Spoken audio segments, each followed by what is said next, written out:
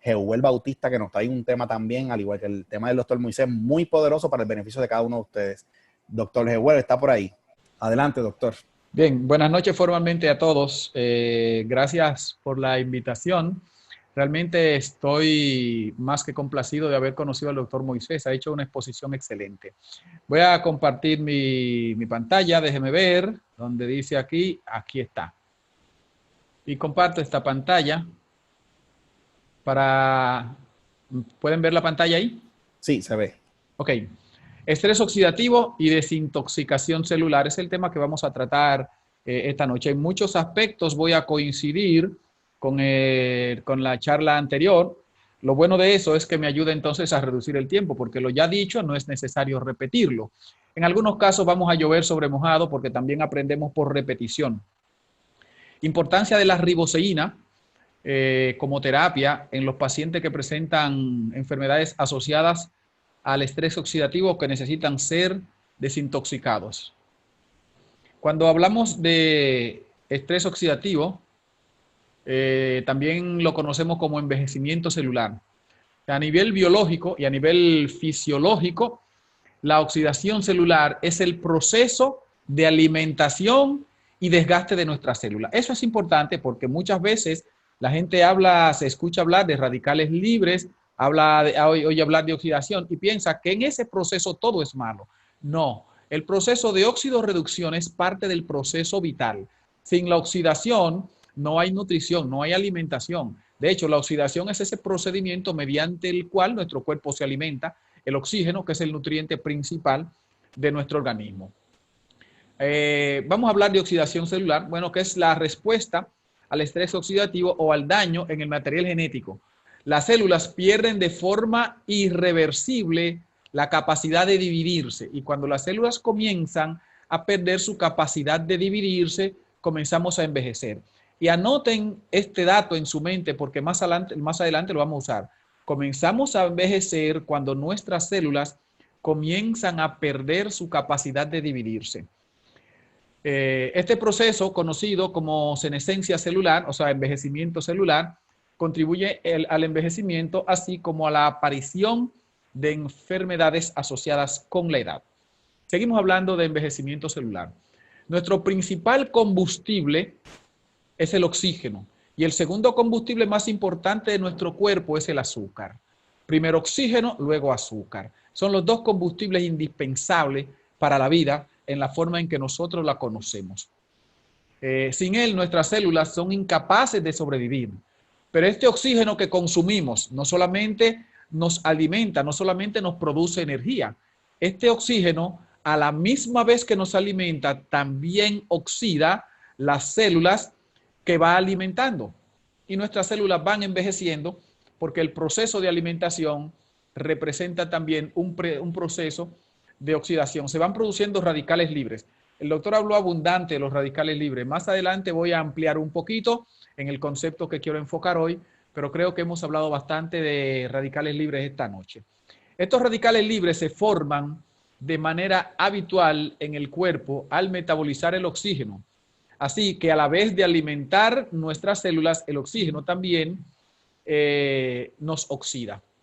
Nos alimenta, pero nos oxida. Es decir, el oxígeno es indispensable para la vida, pero también nos envejece. Y esta parte es sumamente importante que la tengamos en cuenta.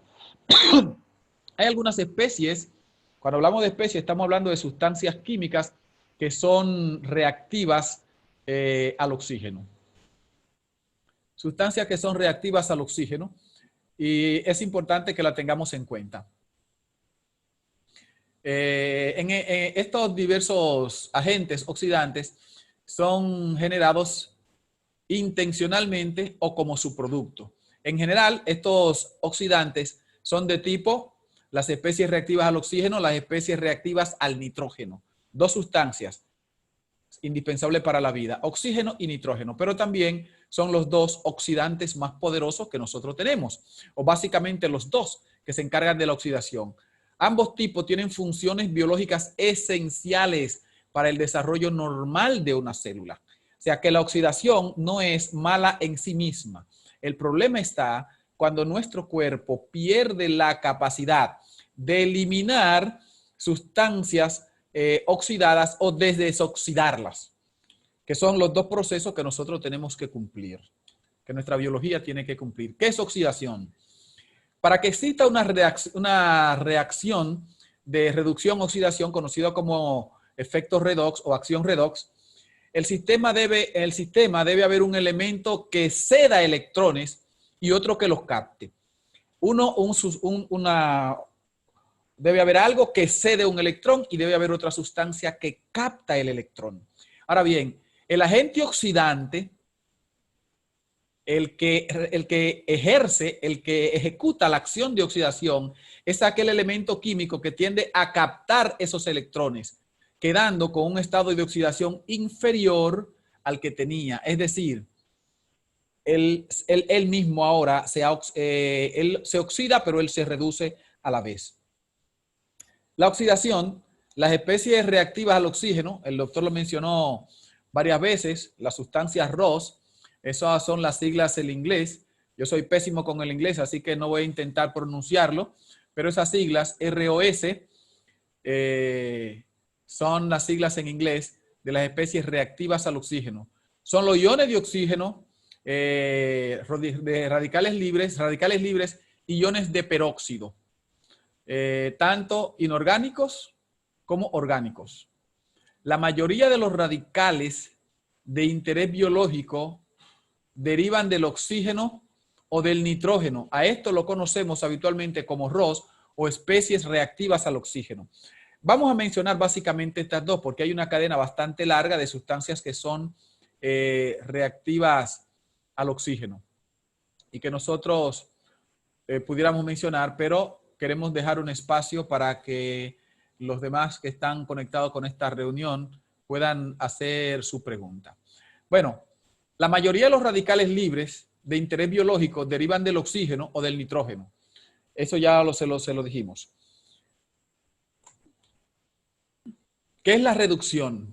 Hablamos de la oxidación. La reducción podemos abreviarla, no, describirla en términos en lenguaje sencillo. La reducción es la desoxidación. Una sustancia que ha reaccionado al oxígeno o ha reaccionado al peróxido de hidrógeno o ha reaccionado al nitrógeno, se ha oxidado, ha adquirido un ion de nitrógeno, un ion de peróxido de hidrógeno o un ion de nitrógeno, y en ese proceso, que es indispensable para que ella ejerce una función en la vida, también se oxida. La palabra oxidación no es más eso. Está cargando un ion adicional de oxígeno. Entonces hay sustancias que tienen la función en nuestro organismo de reducir la oxidación, de disminuirla, de revertirla.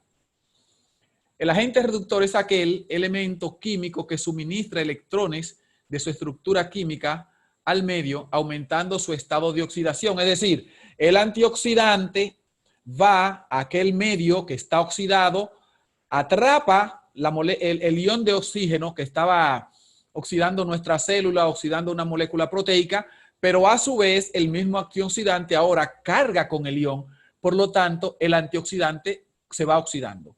Y en la misma medida que él ejerce su función de antioxidante, él mismo va reduciendo su capacidad antioxidante y él va quedando oxidado. ¿Cuáles son los antioxidantes más conocidos? Los que manejamos comúnmente, y nos vamos a quedar con esta lista. Tenemos la vitamina E y la vitamina E, tenemos los polifenoles y los polifenoles a su vez los vamos a dividir en flavonoides y en los no flavonoides. También tenemos los carotenoides, dentro de ellos está la vitamina A o betacaroteno en su forma primaria, tenemos el licopeno, tenemos otra sustancia que dan el color morado a las plantas, todos ellos, algunas frutas son carotenoides. Y estos carotenoides tienen un poderoso efecto antioxidante. Estos se conocen como antioxidantes exógenos. ¿Por qué se le llaman exógenos? O sea, es algo que se da fuera de nosotros. Necesitamos consumirlo porque nosotros no somos capaces de sintetizar nuestra propia vitamina E, no somos capaces de sintetizar nuestra vitamina C, no somos capaces de sintetizar nuestros polifenoles, nuestros flavonoides o bioflavonoides, no somos capaces de sintetizar la antocianina, no somos capaces de sintetizar el licopeno y algunos minerales que tienen efecto antioxidante. Nuestro cuerpo necesita adquirirlo de alguna manera. Generalmente la mejor forma de hacerlo es en la dieta. Entonces, estos antioxidantes exógenos entran a nuestro cuerpo para actuar en ese proceso de desoxidación o de reducción. Pero ellos, a su vez, se oxidan y se convierten en sustancias levemente tóxicas. Hay otros antioxidantes, y en este caso vamos a hablar del glutatión, que es un antioxidante endógeno. ¿Qué significa endógeno?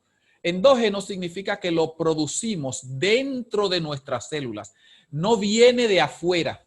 No podemos consumir glutatión como sustancia final. Y voy a llover sobre mojado, a repetir algo que decía el doctor que me antecedió. Hay muchas compañías que venden, entre comillas, glutatión. Lo que ofrecen como sustancia, dicen ellos, es glutatión. En eso hay un engaño. ¿Por qué hay un engaño? El glutatión es un tripéptido. Es una molécula grande. No puede atravesar los vasos quilíferos que hay en nuestro intestino delgado, a través del cual nuestro cuerpo asimila nutrientes. El glutatión, cuando llega al estómago, al ser un tripéptido, si es una proteína, tiene que ser digerida.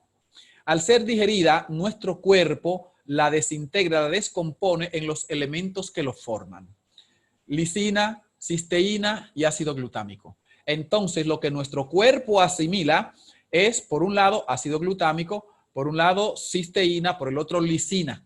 Cuando nos entregan glutatión como producto final, lo que nosotros vamos a asimilar son aminoácidos realmente. Claro, cumplen una función en nuestro cuerpo y un mayor aporte de cisteína pues puede ser una gran ayuda, porque la cisteína, como ya lo vimos, tiene una gran cantidad de funciones en nuestro organismo. Sin embargo, la cisteína por sí sola no va a formar glutatión. De hecho, cuando cumplimos 21 años, nosotros comenzamos a disminuir nuestra capacidad de producción de glutatión.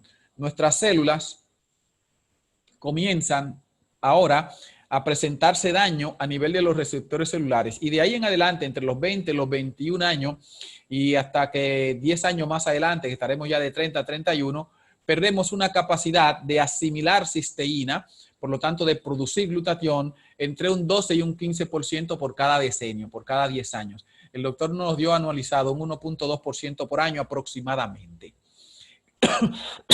¿Qué significa eso? Recuerdo que cuando daba hace 5 años una conferencia para médicos, en aquella ocasión hablábamos del glutatión y las enfermedades neurodegenerativas. Le decía lo difícil que es a simple vista diferenciar la edad entre un muchacho de 17 años y uno de 19. A simple vista, físicamente no se nota mucha diferencia. Entre uno de 19 y uno de 21 tampoco se nota mucha diferencia. Y estamos hablando de 2 años. Sin embargo, cuando miramos a un joven de 23 años y a uno de 21, sí notamos que se ve mucho más maduro el de 23. ¿Qué es lo que hace que se vea con mayor madurez física el de 23 que el de 21? Bueno, el de 21 llegó al límite en que su cuerpo asimila o produce glutatión al 100%, porque asimila el 100% de la cisteína que necesita. Pero a partir de esa edad, que comienza una reducción en la recepción de cisteína a nivel celular, la persona comienza a verse más madura, sencillamente comenzó a envejecer. Cuando han pasado 10 años, es evidente que estamos en una persona completamente adulta. Hay una diferencia física enorme entre un joven de 21 años y un joven de 31. Ha cambiado bastante físicamente. Y la diferencia en la apariencia física se debe a que a los 31 ya estamos asimilando aproximadamente entre un 12 y un 15% menos de cisteína, lo que significa que a nivel citoplasmático estamos produciendo de un 12 a un 15% menos de glutatión. Y eso se ve. Hay deportes, por ejemplo, en que los hombres se tienen que retirar, o los seres humanos, bastante joven. Un boxeador a los 22, 23 años está en la flor de la juventud, está en sus mejores años. Recuérdese de Mike Tyson. A los 19 años subió al ring como un demoledor, pero no pudo hacer lo mismo cuando cumplió 33. Ya aquella máquina destructora a los 33 años tenía aproximadamente entre un 16 y un 17% menos de glutatión y un boxeador mediocre lo noqueó.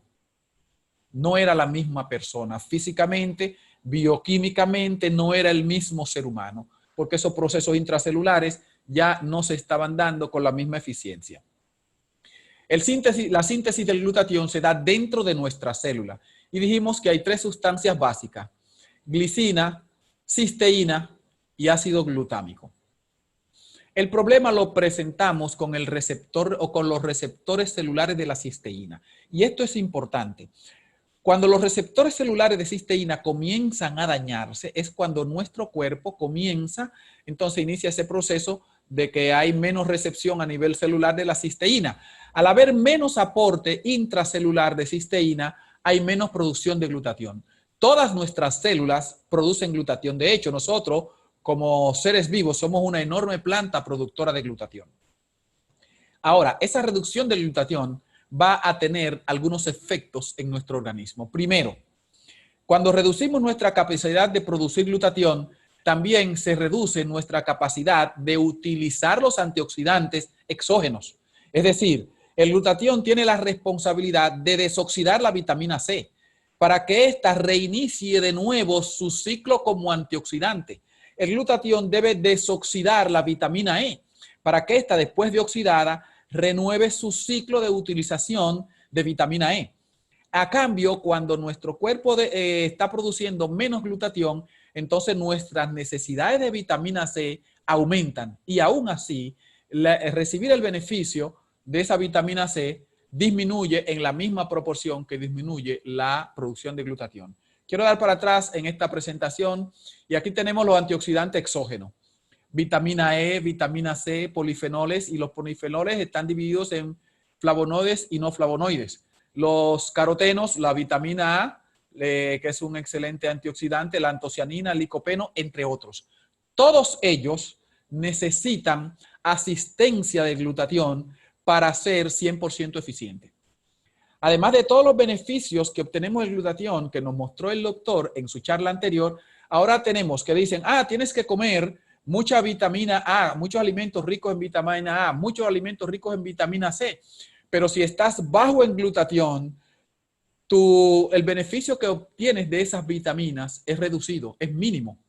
Se ha disminuido porque tu cuerpo no puede desoxidar la vitamina y la vida útil entonces de ella a nivel de tu sistema se ha reducido bastante.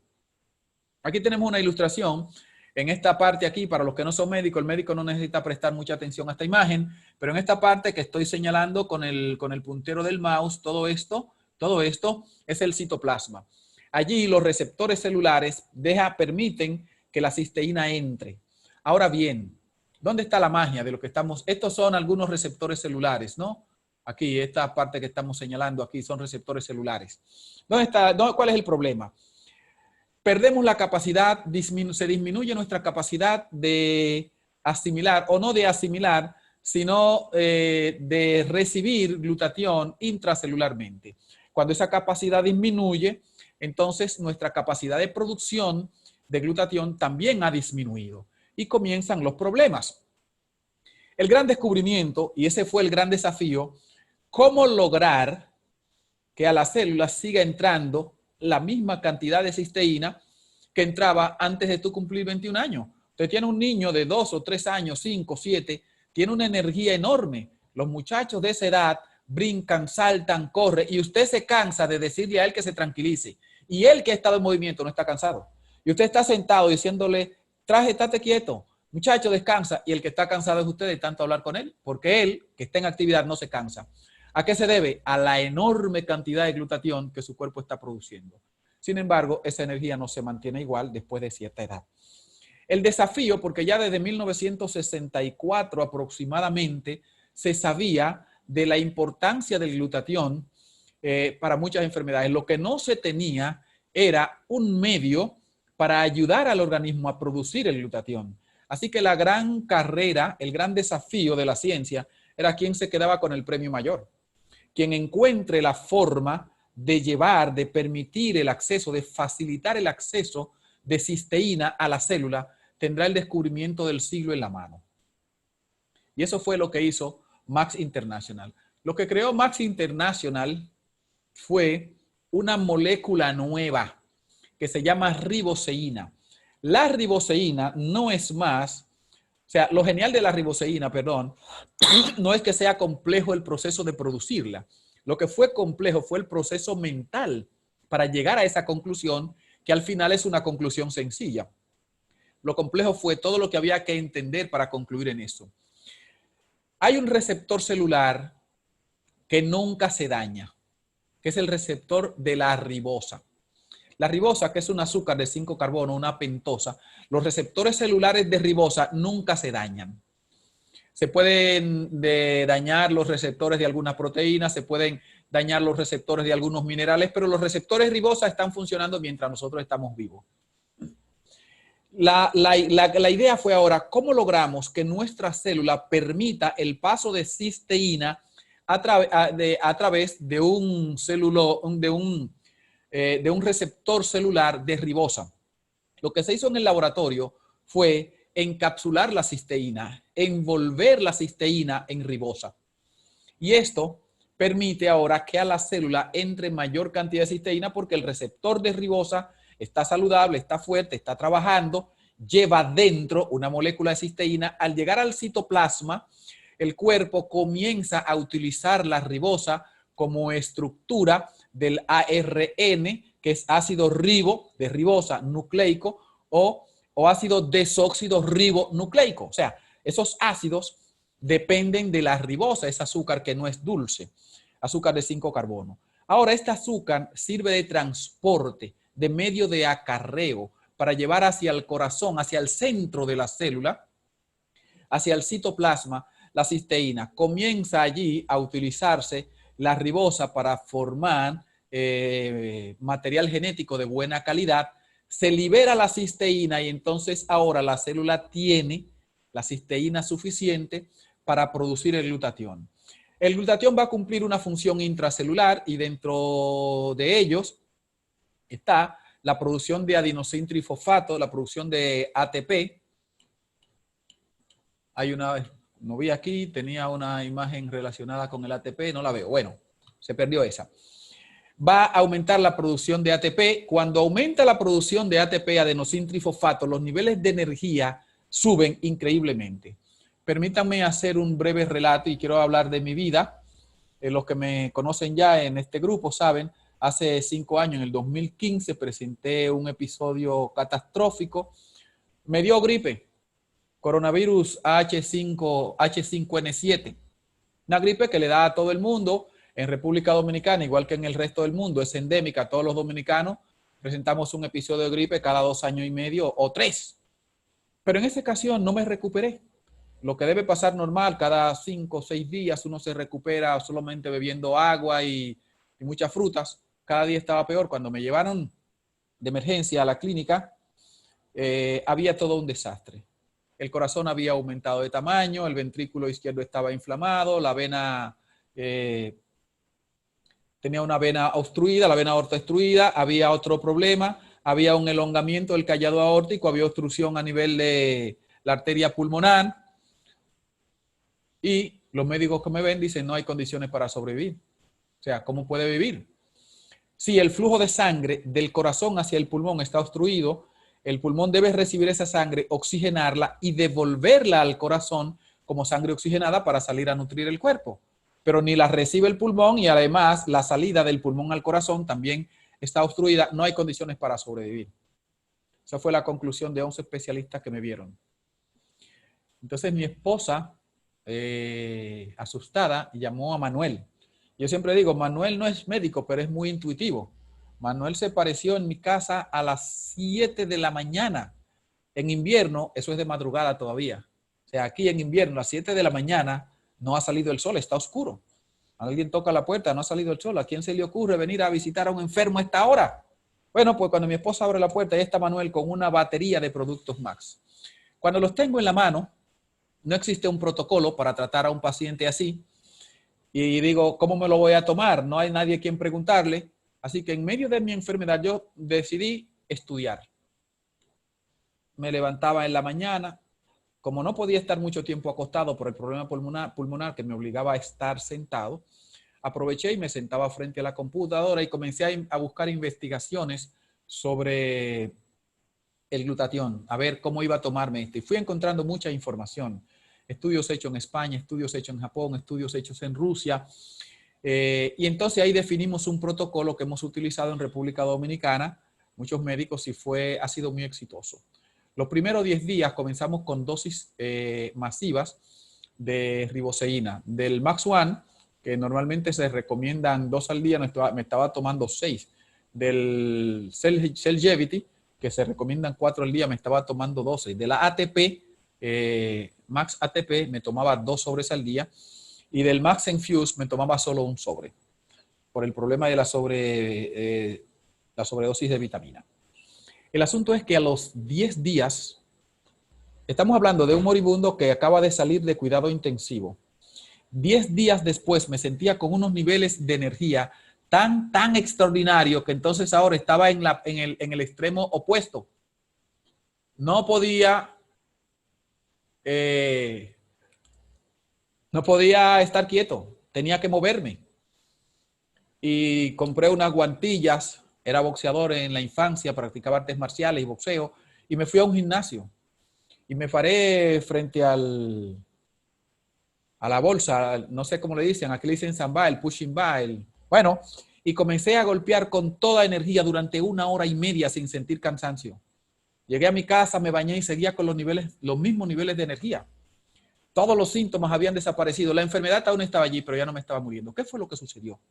¿Qué pasó allí?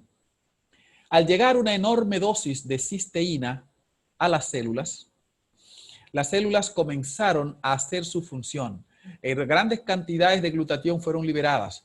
Entonces, ahora comienzan a desoxidarse, a eliminarse radicales libres y mi cuerpo comienza a utilizar de nuevo eficientemente el oxígeno.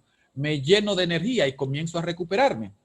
Recuerdo que 2 meses después, mi esposa y yo fuimos al cardiólogo y él al verme miró a mi esposa y sonrió y le dijo: señora, yo pensé que para esta fecha usted vendría aquí viuda. ¿Se imaginan? Me estaban esperando, pero en condición de difunto. Han pasado 5 años y no sé si ustedes me ven bien, pero cuando me miro al espejo no parezco un moribundo, ¿eh? No, nada que ver. Lo que sucedió entonces es que ahora ese proceso de desintoxicación celular se comenzó a dar eficientemente y mi cuerpo comenzó a recuperarse.